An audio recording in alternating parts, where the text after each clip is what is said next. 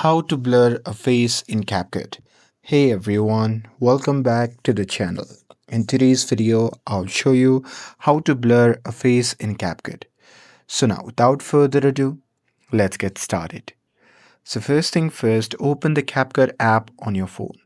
And now here, once you are inside the app, simply tap on the new video, and after that, simply add the video that you want to edit.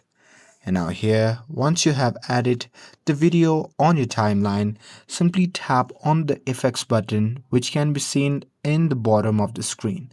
And now here,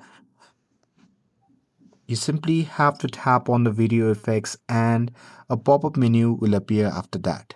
Now here in this menu, you simply have to tap on the search bar and simply type in blur and search for it. And now here, once you search for it, you simply have to choose the blur effect that you would like, and here once you have selected it, you simply have to tap on tick icon. And here once you have done adding the effects to the video, then you simply have to go back, and here you simply have to tap on overlay option. And now here just tap on add overlay and simply select the same video that you have added before. And now here, once you have added the same video on your timeline, then you simply have to select the original video, and after that you simply have to scroll through the options at the bottom, and there you simply have to tap on the option that says mask. And now here in this section, you can simply select the mask save that you'd like to add to. For this video, I'll be adding the circle mask.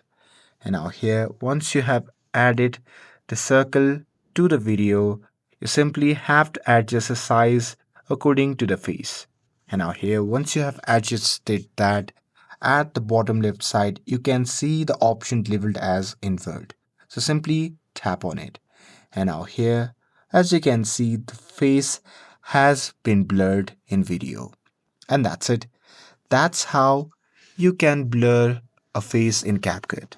And with this, if you found this video helpful, then don't forget to like, share, and subscribe to get updated for more videos.